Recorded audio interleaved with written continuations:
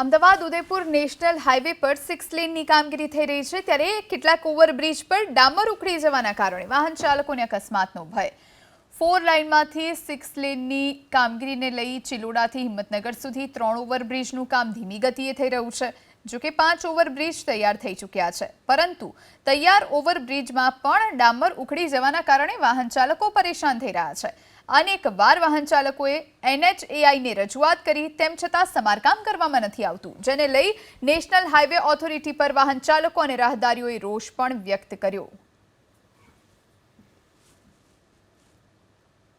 Ahmedabad Udaipur national હાઈવેનું 4 લેનમાંથી 6 લેનમાં રૂપાંતરણની કામગીરી છેલ્લા લાંબા વર્ષથી ચાલી રહી છે। જે પ્રકારે દ્રશ્યોમાં જોઈ શકાય છે તે પ્રમાણે અમદાવાદ ઉદયપુર નેશનલ હાઈવે પર આવેલો આ દલપુર ગામ પાસેનો બ્રિજ છે તે બ્રિજની સ્થિતિ જોઈ શકાય છે। દ્રશ્યોમાં દ્રશ્યમાન છે તે પ્રમાણે જે બ્રિજ છે તે લગભગ 1.5 થી 2 વર્ષ પહેલા જ નિર્માણ પામ્યો છે તેને શરૂ કરવામાં આવ્યો છે પરંતુ તેની હાલત અત્યારે હાલ કફોડી બની ચૂકી છે। જે પ્રકારે જે વાહન ચાલકો છે જે અહીંથી રોજે રોજ હજારો વાહન ચાલકો અહીંથી પસાર થતા હોય છે। બ્રિજના બંને બાજુ એટલે કે બંને લેન પર આ રીતની જે ખાડા અને કપચી ઉખડી ગયેલી જોવા મળી રહી છે। સમારકામ કરવામાં આવી રહ્યું છે પરંતુ તેને યોગ્ય રીતે સમારકામ ન કરવાના કારણે અનેક બનાવો અકસ્માતના બને તેવી શક્યતાઓ સેવાઈ રહી છે।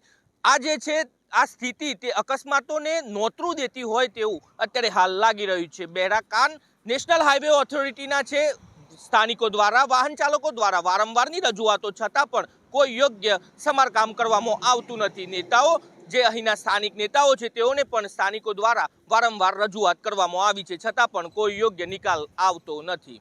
દર્શન પટેલ, ABP અસ્મિતા, સાબરકાંઠા। આ તમે જો કરોડો અબજો રૂપિયાના રોડ અને બ્રિજીસ બને છે તો જે એન્જિનિયર્સ છે એ લોકો ખરેખર શું ક્વોલિટી ટેસ્ટ જેવી કોઈ સિસ્ટમ જ નથી બનાવી?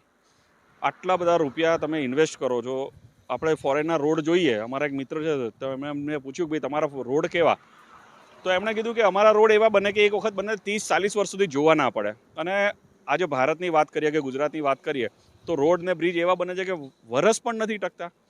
તો ખરેખર સરકારે આ બાબતમાં બહુ જ ચોક્કસપણે કડક પગલાં લેવા જોઈએ। શામળાજીથી જે ચિલોડાવાળો જે રોડ બન્યો છે એટલો બધો બિસ્માર થઈ ગયો છે, એમાં દલપુર જોડે જે ખાડા પડી ગયા છે, જે બ્રિજ બહુ તૂટી ગયો છે, એમાં મોતીપુરાથી તો જે સહકારીજીને આવતા તો એટલા બધા ખાડા થઈ ગયા છે, 1.5-2 ફૂટના ખાડા। અને ટ્રાફિક બી એટલું થાય છે, વરસાદ હવે 2 દિવસ પહેલાં પડ્યો તો ઢેચણોમાં પાણી હતો બ્રિજના નીચે। એટલે તાત્કાલિક ગમે તે કરો, આ બનાવડાવો રોડ, પબ્લિક એટલી હેરાન થાય છે અને આજુબાજુના ગામની જ પબ્લિક આવે છે, વધારે પબ્લિક થાકી જાય છે।